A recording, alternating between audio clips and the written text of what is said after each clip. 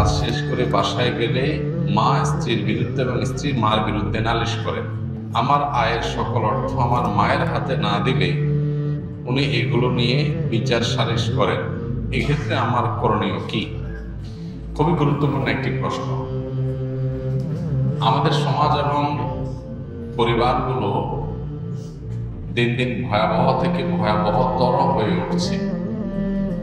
বিশেষ করে বউ শাশুড়িদের দ্বন্দ্ব, এই দ্বন্দ্বটি বিভিন্ন পরিবারে বেশ প্রকট আকার ধারণ করে।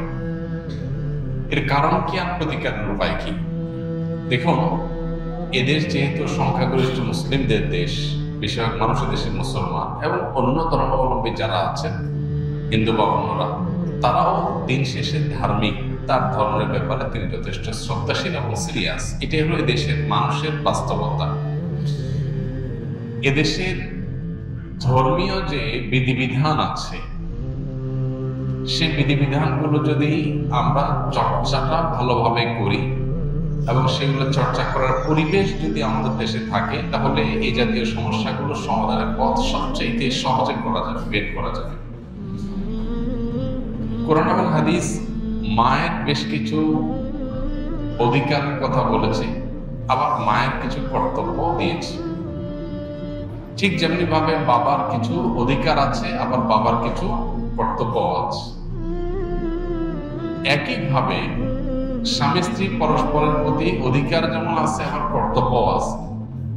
আমরা অধিকারের ব্যাপারে যতটা সচেতন, কর্তব্যের ব্যাপারে ততটা সচেতন না। আল্লাহ সুবহানাহু ওয়া তাআলা কোরআনে কারীমে বলেছেন, ওয়ালাহুন্না মিথলুল্লাযী আলাইহিন্না, মেয়েদের কিছু অধিকার যেমন আছে নারী হিসেবে, আবার তাদের কিছু কর্তব্য আছে। অতএব যেমন কর্তব্য আছে, অধিকারও তেমন আছে, দুইটাই আমাদেরকে খেয়াল রাখতে হবে। বেশিরভাগ মায়েরা মনে করেন সন্তান হিসেবে দুনিয়াতে এসেছে আমার ছেলে আমার মেয়ে, অতএব তারা মরণ পর্যন্ত আমি যা বলবো সেই কথা মোতাবেকই চলবে। সন্তানদের যে কিছু স্বাধীনতার জায়গা আছে, তাদের যে কিছু অধিকারের ব্যাপার আছে, এটা বেশিরভাগ মা বাবারা আমাদের সমাজ বাস্তবতা বোঝার চেষ্টা করেন না। এই জন্য যিনি চিঠিটা লিখেছেন তিনি সঠিক লিখেছেন যে বাস্তবে আমাদের দেশে মা বাবার অধিকার সম্পর্কে অনেক বলা হলেও সন্তানদের অধিকার বা সন্তানদের প্রতি মা বাবার কর্তব্যের কথাটা সেভাবে বলা হয় না।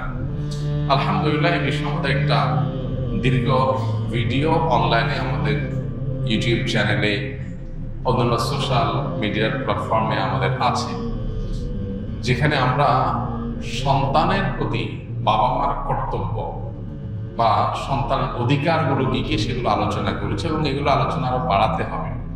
সন্দেহ নেই যে সন্তানের অধিকারের তুলনায় বাবা মার অধিকার বেশি, এই জন্য সে আলোচনাটা বেশি হবে, এটা অস্বাভাবিক নয়। কিন্তু সেটাই শুধু হবে আর সন্তানদের কোনো অধিকারের কথা আলোচনা হবে না, বাবা মারা জুলুম করবেন, সেটা কখনো হতে পারে না। মা হিসেবে বাবা হিসেবে সন্তানের মধ্যে জুলুম করলে তার বিচারও আল্লাহ তাআলা করবেন।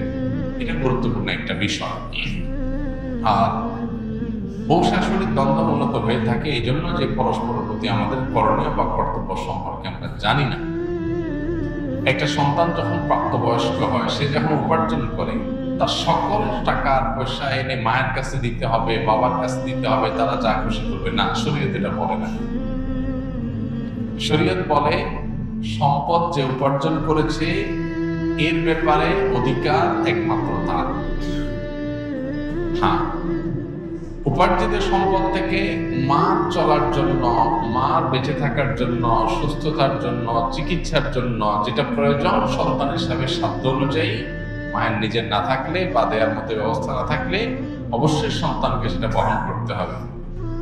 আর স্ত্রীর সর্বাবস্থায় স্বামী হিসাবে স্ত্রীর ভরণ পোষণ এটার ব্যবস্থা করতে হবে। এর বাইরে উদ্বৃত্ত টাকা সেটা ছেলে কি মাকে উপহার হিসাবে অতিরিক্ত দিবে, না স্ত্রীকে দিবে, না কাকে কত দিবে, নাকি আদৌ কাউকে না দিয়ে নিজের অ্যাকাউন্টে রাখবে, এটা একান্ত তার ব্যাপার। এখানে শরীয়ত মা বাবাকে ইন্টারফেয়ার করার অধিকার দেয় নাই সেইভাবে যেভাবে আমাদের অনেক মা বাবা মনে করেন যে তাদের অধিকার আছে। ছেলে বিদেশ গেছে, উপার্জন করে টাকা পাঠাবে সব বাপের নামে মায়ের নামে, তারা যা খুশি করবে, তারা সেখান থেকে বৌমাকে যা দেওয়া দিবে আর যা নেওয়া দেওয়া না দিবে না। এভাবে আসলে ইসলাম মা বাবাকে এতটা অধিকার দেয় না যে সম্পদ সারা জীবন যা কামাই করবে সব বাবা মা যা ইচ্ছে তা করবে, জি না, এই সুযোগটা নেই। অনেক মা বাবা এটা জানেন না এবং এখানে অনধিকার চর্চা করেন না। সন্তান হিসাবে অবশ্যই মা বাবার সামনে যত বেশি সম্পদ নিজেকে, যত বেশি সম্ভব নিজেকে বিনয় করে তুলবে, সমর্পণ করবে, তাদের কথা মতো চলার চেষ্টা করবে। তাদের লাগবে 10 টাকা, সম্ভব হলে 15 টাকা দিবে। তাদের যা দরকার তার চেয়ে বেশি দেওয়ার চেষ্টা করবে, তাদের চাহিদার চাইতে বেশি সেবা করার চেষ্টা করবে। এটি সন্তানের জায়গা থেকে তার মানসিকতা থাকা উচিত। মা বাবার প্রতি কর্তব্য বোধের জায়গা থেকে তারা আমাদের মা বাবা। আল্লাহ পরে তাদের সদাচরণ করার গুরুত্ব সবচেয়ে বেশি আল্লাহ বলতেন। অতএব সেটা খেয়াল রাখবে। কিন্তু মা বাবা এর মানে এই না যে সব কিছু মা বাবা নিয়ন্ত্রণ করবে, জি না। এখান থেকেই সংসারে অশান্তিটা শুরু। মা বাবা জানে না তাদের অধিকারের রূপরেখা কি এবং কতটুকু সীমানা আছে। এর বাইরে তারা মা বাবা হিসাবেও অধিকার চর্চা করতে পারে না বা তাদের ক্ষমতা তারা জাহির করতে পারে না। এটা আমাদের সমাজে জানাশোনা নেই। এই জায়গা থেকে সমস্যাগুলো তৈরি হয়। একটা হাদিস আছে, সেখান থেকে কিছুটা অনেকে ভুল বলছেন। হাদিসটা হলো এই, নবী সাল্লাল্লাহু আলাইহি ওয়াসাল্লাম বলেছেন, আনতা ওয়া মালুকা লিআবিক, তুমি এবং তোমার যাবতীয় এবং সমুদয় সহায় সম্পদ সব তোমার বাপের, মায়ের, বাবা মায়ের। এই হাদিসের মানে অনেকে মনে করেন যে কেউ যা কামাই করবে সারা জীবন যত কিছু করবে সব বাপ মা, জি না। এই হাদিসের ব্যাখ্যা হলো, তুমি তোমার উপার্জিত সম্পদ এখানে তোমার বাপ মা অর্থাৎ তাদের খরচ খরচার জন্য যতটুকু দরকার ততটুকু তোমার এখান থেকে নেওয়ার অধিকার তাদের আছে। এখানে সমুদয় সম্পদ বোঝানো হয় না। যদি সমুদয় সম্পদ বোঝানো হতো তাহলে যাকাত তো বাপ মার উপরে পড়তে হতো, ছেলের উপরে পড়তে হতো না। কারণ সম্পদ যদি একজনের হয় যাকাত তো আরেকজনের উপরে পড়তে হবে না। এরকম আরো বহু প্রশ্ন তৈরি হবে। এই জন্য হাদিসটার ব্যাখ্যা আমরা অনেকে ভুল বুঝি এবং এর ফলশ্রুতিতে অনেক মা বাপ একটু বাড়াবাড়ি করেন, সীমালঙ্ঘন করেন এবং সেক্ষেত্রে স্ত্রীর সাথে ছেলের দূরত্ব তৈরি হয়। এইগুলো আমাদের ব্যালেন্স করতে হবে এবং একইভাবে আপনার সম্পদের ব্যাপারে স্ত্রীরও এই মানসিকতা থাকতে হবে যে স্বামী তার উপার্জন করার পর আমার ভরণ পোষণ ঠিকঠাক মতো দিচ্ছেন কিনা। যদি দেন, এরপর বাকি সম্পদ তিনি কি করবেন? তিনি কি তার মাকে দিয়ে দিচ্ছে অতিরিক্তটা, না ভাইকে দিয়ে দিচ্ছে, বোনকে দিয়ে দিচ্ছে? এটা একান্ত তার ব্যাপার। আমার এটা নিয়ে মাথা কামানোর দরকার নাই, হেডেক নেওয়ার দরকার নেই। বেশিরভাগ মহিলাই অহেতুক পেরেশানি করে নিজেও কষ্ট পায়, সংসারটাকে অশান্তি করে। আমার পরিচিত এরকম আত্মীয় স্বজনের ভিতরে এরকম মেয়েদের কথা জানি যে স্বামী লক্ষ লক্ষ টাকা ধরা খাচ্ছে, কোথাও কাউকে দিয়ে দিচ্ছে, কোনো ভাবনা নেই। আমার তো এটা দেখার দরকার নেই। আমার দেখা দরকার হলো যে আমার ছেলে মেয়ে এবং আমার ভরণ পোষণের ব্যবস্থা সে করছে কিনা। সেটা যদি সে না করে, আমার অধিকার যদি সে খর্ব করে, সেগুলোও যদি সে মানুষকে দিয়ে দেয়, তাহলে অবশ্যই আমি সেখানে দাবি তুলব, যথাযথ নিয়মে আমি আর্গুমেন্ট করব। কিন্তু আমি আমারটা যথাযথ পাচ্ছি, আর দরকার নেই।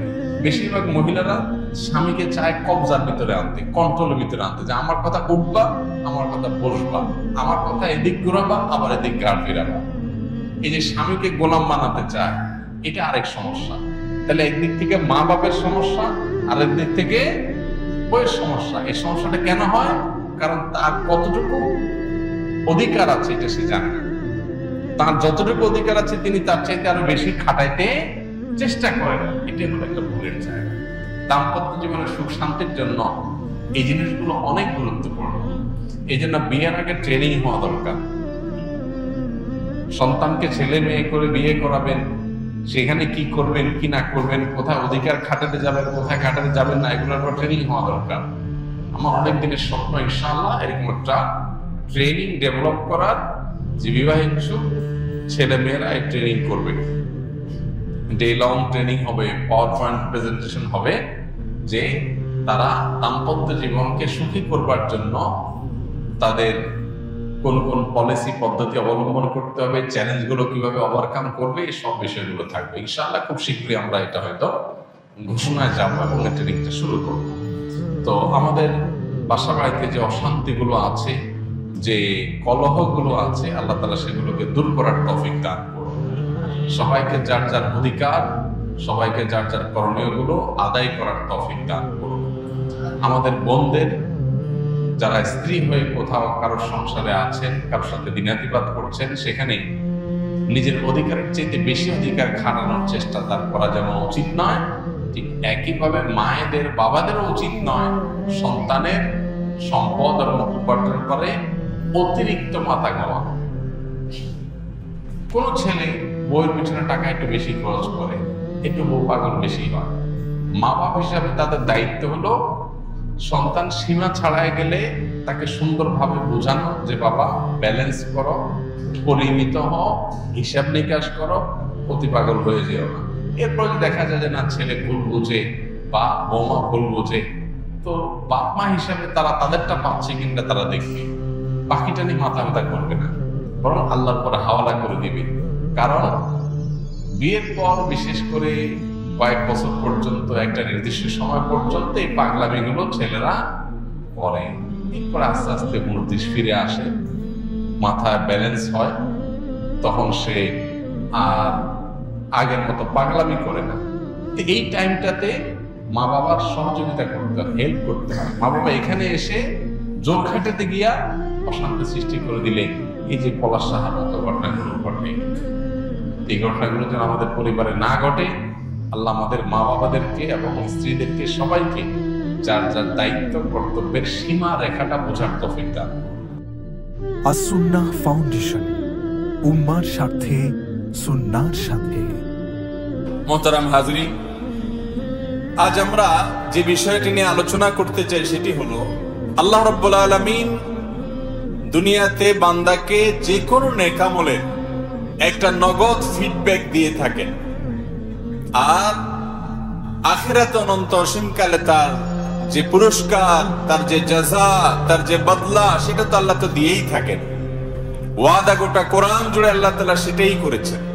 আর যদি কোনো পাপের কাজ, অপরাধের কাজ, হারাম কাজ কোনো মানুষ করে, তাহলে সে পাপের কাজের শাস্তিও আল্লাহ তাআলা আখিরাতে দেন।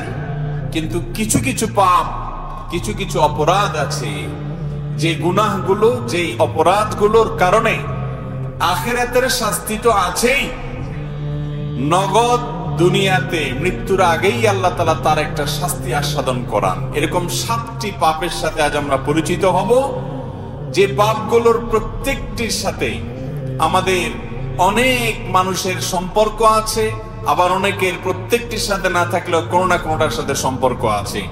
আমরা আজকের আলোচনা শুনবো এই উদ্দেশ্যে যে এই 7টি পাপ থেকে আমি নিজেকে পরিপূর্ণভাবে বাঁচিয়ে নিব এবং সরিয়ে নিব, এ থেকে নিজেকে দূরে রাখবো, আল্লাহর কাছে আগের গুলোর জন্য তওবা করে ক্ষমা চেয়ে নিব। এই উদ্দেশ্যে আমরা আলোচনা শুনবো ইনশাআল্লাহ। মোহতারাম হাজরিন, আল্লাহ রাব্বুল আলামিন কোরআনে হাকিমে বলেছেন, ফামান ইয়ামাল মিসকালা যাররাতিন খায়রান ইয়ারাহ। যে ব্যক্তি যারা পরিমাণ কোনো ভালো কাজ করবে, এটার প্রতিদান সে পাবে, মিস নাই। আল্লাহ রাব্বুল আলামিনের হিসেবে কোনো ত্রুটি থাকতে পারে? বান্দা যদি যারা পরিমাণ কোনো ভালো কাজও করে, আল্লাহ রাব্বুল আলামিন বদলা এবং বিনিময় দিবেন। গুলি মিস হলেও আল্লাহর বদলা পাওয়ার ব্যাপারে যে ওয়াদা রয়েছে, সেটা মিস হওয়ার সুযোগ নাই। এমন কি একটি হাদিসে আসছে, নবী করিম সাল্লাল্লাহু আলাইহি সাল্লাম বলেছেন, অনেক ফাসিক, অনেক আল্লাহর প্রতি অবিশ্বাসী মানুষ দুনিয়াতে অনেক ভালো কাজ করে। দেখবেন অনেক অমুসলমান অনেক ভালো কাজ করে। এই ভালো কাজটা করার পর আল্লাহ রাব্বুল আলামিন দুনিয়াতে তাকে কিছু বদলা দিয়ে দেন। হয়তো একটু সুখ শান্তি দিয়ে দিলেন, হয়তো একটু নাম যশ খ্যাতি দিয়ে দিলেন, বা কোনো একটা দিক থেকে আল্লাহ তাআলা তার বদলা দিয়ে দেন। দুনিয়াতে তাকে একটু সুখ টুক দিয়া মৃত্যুর আগে আগে তার ওই আমলগুলোর বদলা দিয়ে আল্লাহ রাব্বুল আলামিন তাকে মৃত্যু দেন, যাতে আখিরাতে তার এই ভালো কাজ, যদিও এটা কাউন্টেবল না, যেহেতু ঈমান নেই, আল্লাহ চাইলে বন্দা নাও দিতে পারেন, কিন্তু আল্লাহ তাআলা কিছু দুনিয়াতে তাকে ভালো দিয়ে তার সেই কর্মের মূল্যায়ন আল্লাহ তাআলা করে দেন। আর এর বিপরীতে আল্লাহর কোন বান্দা তিনি যদি ঈমানদার হয়ে থাকেন, ভালো কাজ তার বেশি হয়, কিন্তু কিছু বদামলও থাকে, গুনাহের কাজও থাকে, তো এই আল্লাহর বান্দাকে আল্লাহ তাআলা দুনিয়াতে অনেক সময় কষ্ট দেন, মৃত্যুর আগে মৃত্যুর যন্ত্রণা দেন, এবং এর মাধ্যমে তার ওই ছোটখাটো ভুল ভ্রান্তি যা ছিল সেগুলোর প্রায়শ্চিত্ত করিয়ে আল্লাহ রাব্বুল আলামিন তাকে আখিরাতে মুক্তি নসিব করেন। আর কিছু হতভাগা আছে, যেই হতভাগাদের জন্য তাদের কৃতকর্মের কারণে দুনিয়াতে যেরকম শাস্তির ব্যবস্থা আল্লাহ রেখেছেন, আখিরাতেও তার জন্য শাস্তির ব্যবস্থা রেখেছেন। আজ আমরা সেরকম 7টি অপরাধ, কবিরা গুনাহ, মহাপাপের সঙ্গে পরিচিত হব, যেগুলো সম্পর্কে রাসূল করিম সাল্লাল্লাহু আলাইহি ওয়াসাল্লাম ঘোষণা দিয়ে গেছেন যে এই অপরাধ করলে মনে রাখবে শাস্তি আখিরাতেরটা তো আছেই, দুনিয়াতে তোমাকে ভোগ করে যেতে হবে, শাস্তি ভোগ ছাড়া যেতে পারবা না। জানা দরকার আছে না নাই সেগুলো?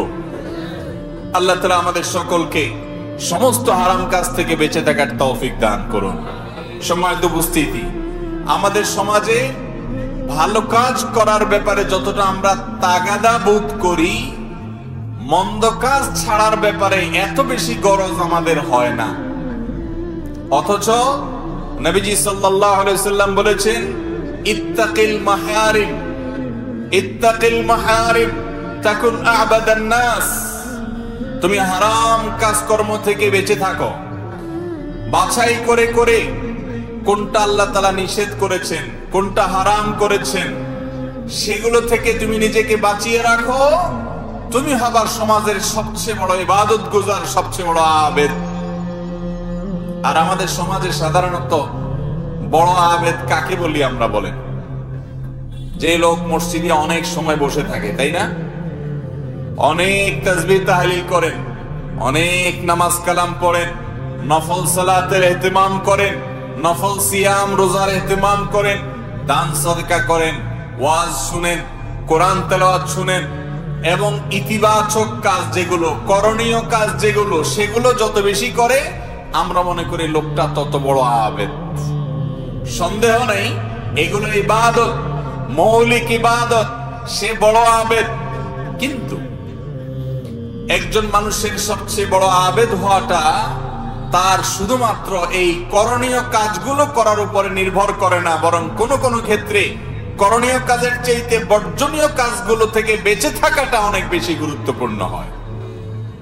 এই জন্য আমাদের যে কালিমাতুশ শাহাদা, কালিমাতুত তাওহীদ, এটার শুরু দেখেন নেতিবাচক দিয়া, আশহাদু আল লা ইলাহা, লা আগে, কোন উপাস্য নাই ইবাদতের উপযুক্ত, কোন উপাস্য নাই। উপাস্য অনেক আছে করে মানুষ, কিন্তু তারা আসলে রিয়েল ইলাহ না। এই না বলে এরপরে ইল্লাল্লাহ, তবে কে আছেন? শুধু আল্লাহ রাব্বুল আলামিন। এই জন্য মুহাদ্দিসিনে কিরাম বলেন যে আগে হলো তাখলিয়া, তারপরে হলো তাহলিয়া। আগে হলো গায়রুল্লাহ থেকে নিজেকে মুক্ত ঘোষণা করা, তাগুতের প্রতি অস্বীকৃতির ঘোষণা দেওয়া, এরপরে হলো ইলাহুল আলামিনের প্রতি ঈমান আনা। তাহলে শুধুমাত্র নামাজ রোজা পড়লে চলবে নাকি হারাম থেকেও বাঁচতে হবে? বাঁচতে হবে। আর সেই হারাম কাজগুলো যেগুলোর কারণে দুনিয়াতে নগদ শাস্তি হবে, তন্মধ্যে থেকে সর্বপ্রথম যে হারাম কাজের কথা বলতে চাই সেটা হলো মা বাবার অবাধ্যতা, নাফরমানি, উকুকুল ওয়ালিদাইন হাদিসের ভাষায়, কোরআনের ভাষায়। আর এই সম্পর্কে মুস্তাদরাক হাকিমের একটি হাদিসে নবী করিম সাল্লাল্লাহু আলাইহি সাল্লাম বর্ণনা করেছেন যে হাদিসটি বর্ণনাকারী সাহাবী আনাস ইবনে মালিক, তিনি বলেন নবী করিম সাল্লাল্লাহু আলাইহি ওয়াসাল্লাম বলেছেন, ওয়া বাবান মুআজ্জালান উকুবাতুহুমা ফিদ দুনিয়া আল বাগই ওয়াল উকুব। মানুষ যত পাপ করে, অপরাধ করে, যত অন্যায় এবং অনাচার করে, এর মধ্যে একটা পাপ এমন আছে যেই পাপের কারণে আল্লাহ তাআলা দুনিয়াতে নগদ শাস্তি দেন, আর সেটা হলো উকুকুল ওয়ালিদাইন বা মা বাবার নাফরমানি। মা বাবার কি করা ভাই? নাফরমানি করা। নাফরমানি মানে কি? মা বাবার অবাধ্য হওয়া। তারা যদি কোনো কাজের নির্দেশ করেন, সে নির্দেশকে আপনি আমলে নিলেন না, তোয়াক্কা করলেন না, মানলেন না, মা বাবার আদেশকে লঙ্ঘন করলেন, পাত্তা দিলেন না, কথা শুনলেন না, এবং তাদের প্রতি অবিচার হয়, জুলুম হয়, অথবা তাদেরকে ধমক দিয়ে কোনো কথা বললেন, এরকম কোনো কাজ যদি করেন, সেটা হলো মা বাবার কি করা ভাই? নাফরমানি করা। মা বাবা এমন একটা বিষয়, ইমানদারের জন্য সবচেয়ে কঠিন পরীক্ষাগুলোর মধ্যে থেকে একটা পরীক্ষার জায়গা। বিশেষ করে যখন বয়স বেশি হবে ওনাদের, এমন এমন অযৌক্তিক কথা বলবেন যে সেটা কোনোভাবেই আপনি মানতে পারবেন না। অযৌক্তিক, বেশরিয়াতি কথা না, দুইটা দুই জিনিস। বেশরিয়াতি কথা বললে, মা বাবা বললেও সেটা শোনা যাবে। লা তাআতা লিমাখলুকিন ফি মাসিয়াতিল খালিক। আল্লাহর কথা যদি লঙ্ঘন হয়, তাহলে কারোর কথা মানা যাবে না, সেটা উস্তাদ হোক আর মা বাপ হোক বা যেই হোক, দলের নেতা হোক আর যেই হোক। আল্লাহর নির্দেশকে লঙ্ঘন করে পৃথিবীতে কারোর নির্দেশ মানা যাবে।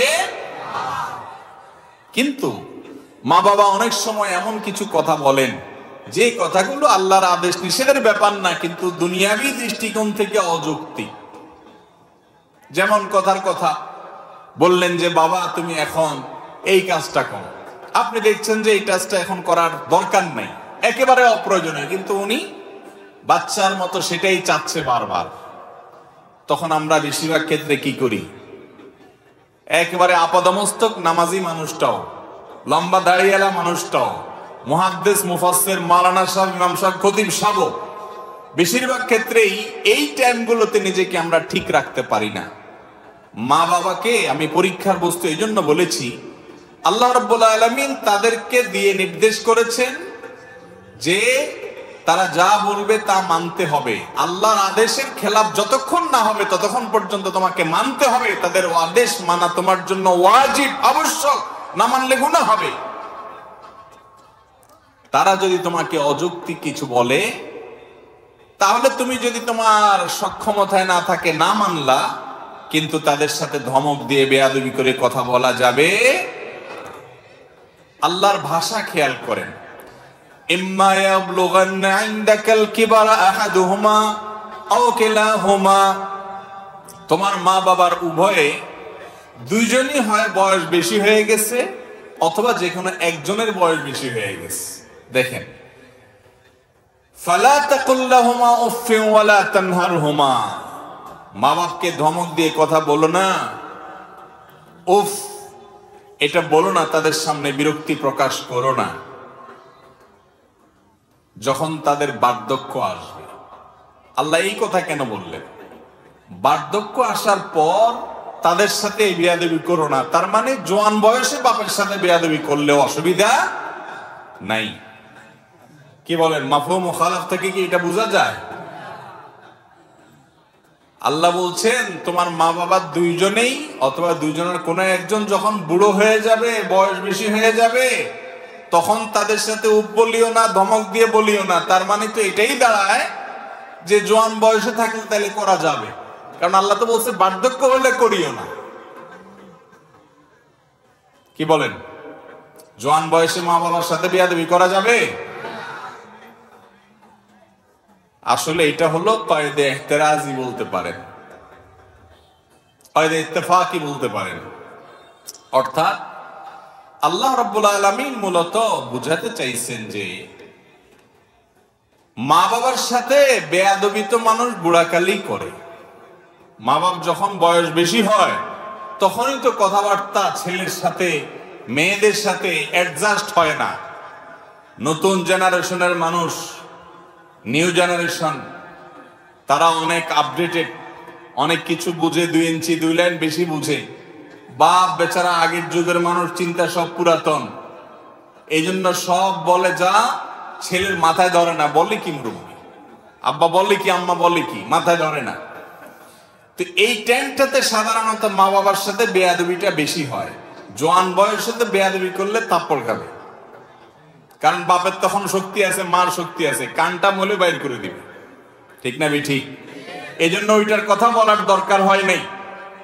ওই টাইমে তো বেয়াদবি করার সাহসী পোলাপান পাবে না, কারণ কানটা মলে বাসার থেকে বাইর করে দিবে বেশি পণ্ডিতি করলে।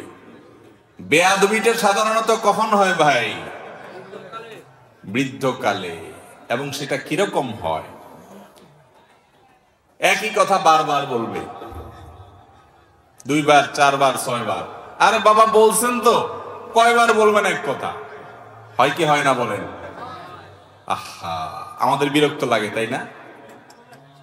আর আমরাই যখন ছোট ছিলাম, এই মা বাপ আমাদের এক কথা যখন 5 বার 10 বারও বলছি, ওইটাকে তারা মজার ছলে নিছেন, এনজয় করছেন।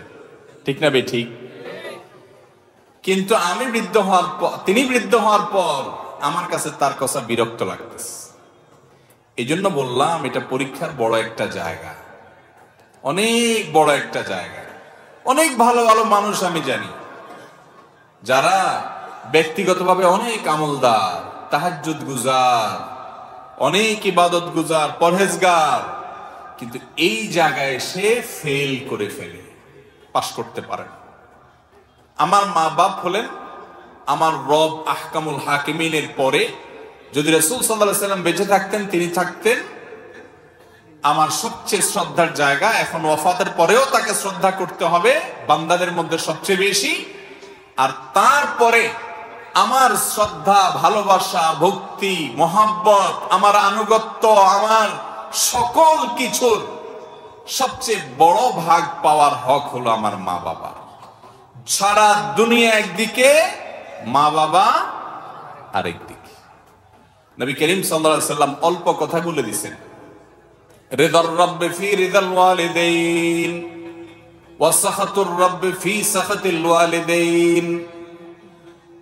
তোমার উপরে তোমার মালিক সন্তুষ্ট আছে কিনা এটা বোঝার জন্য তুমি একটু তোমার মার মুখের দিকে তাকাও, বাপের মুখের দিকে তাকাও। তারা তোমাকে দেখে অন্তরের ভেতর থেকে হেসে দেয় কিনা, আনন্দের হাসি, তৃপ্তির হাসি, পরিতৃপ্তির হাসি তাদের আসে কিনা মুখে। যদি আসে তাহলে এটা সাইনবোর্ড, ইন্ডিকেট যে তোমার মালিক তোমার উপরে খুশি। আর যদি মা বাবার মুখের দিকে তাকায় দেখো না, তারা বিরক্ত, অথবা হাসছে কিন্তু সে হাসি নির্মল নয়, তাহলে তুমি সাবধান হও, তোমার মালিক তোমার উপর অসন্তুষ্ট আছে। তারাই তোমার জান্নাতে যাওয়ার দরজা। সন্তুষ্ট করতে পারবা যাবা, সন্তুষ্ট করতে পারবা যাবা না, পারবা না তো যাবা না। এত কঠিন একটা ব্যাপার, কঠিন একটা ব্যাপার।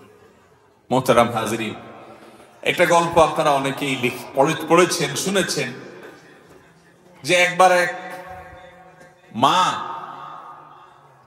তার বাবা তার সন্তানকে বৃদ্ধ বয়সে শয্যাশায়ী হঠাৎ করে ডেকে বলছেন যে বাবা, আমার একটু মনে চাচ্ছে আমাদের বাড়ির পাশে ওই পাহাড়ের চূড়ায় একটু উঠতে।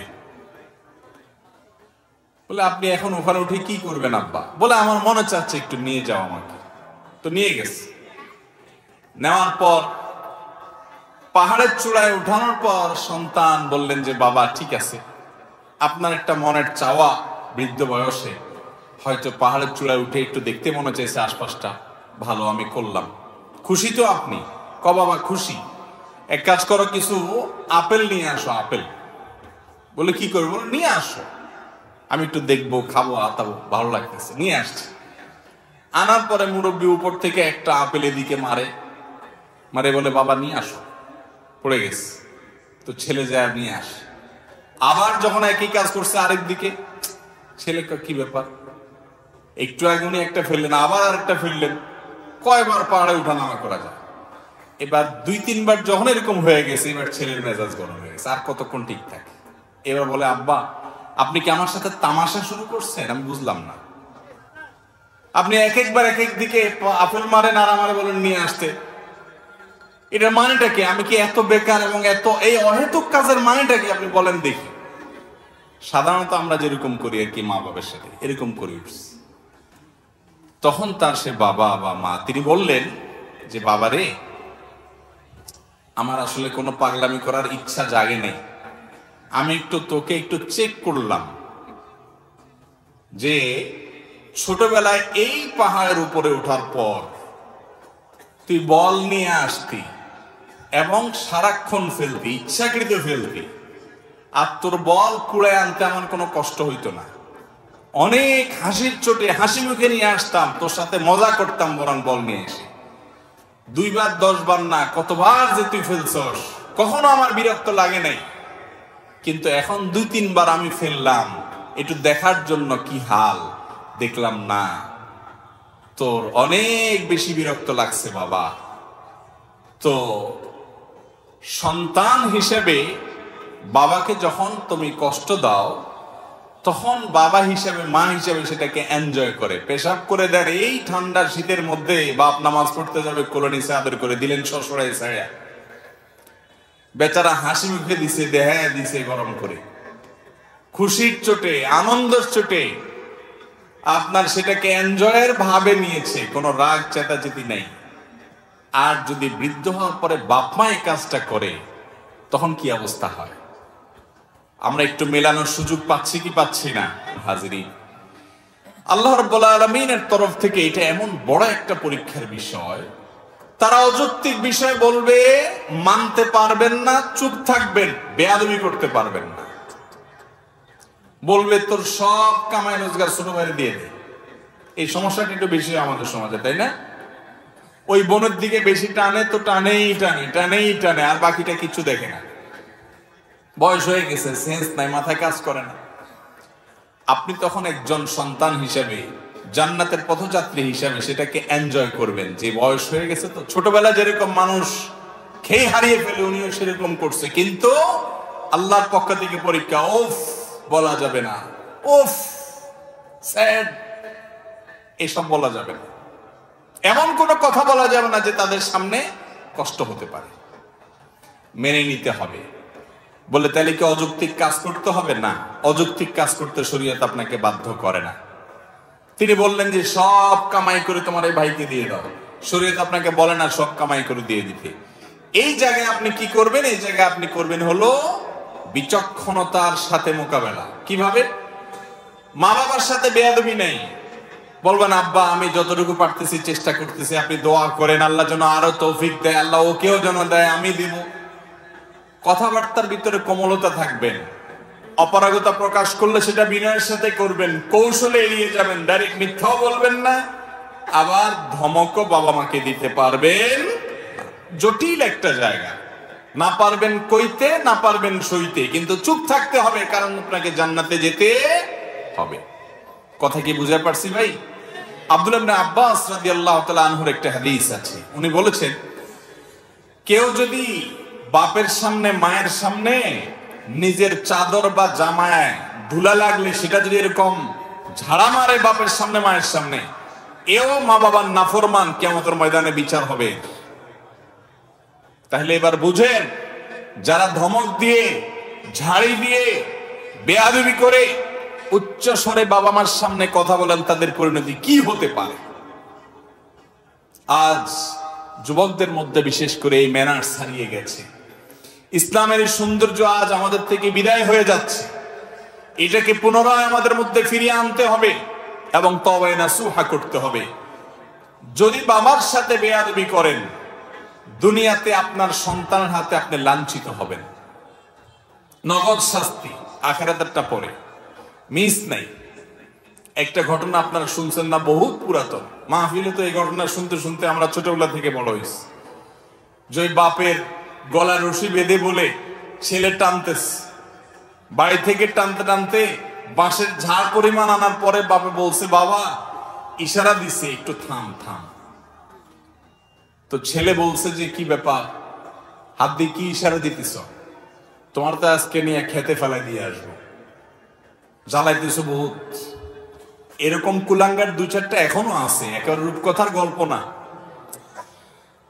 তখন বাপ বলে ছেলেকে বলছে, বাবা আর টানিস না, এই জন্য বললাম, কারণ তোর দাদারে আমি এই পর্যন্তই আনছিলাম, এখন আমার পরিণতি আমি সেটা ভোগ করতেছি, যতটুকু নিবি তুইও ভোগ করবি বাপ, মিস হবে না।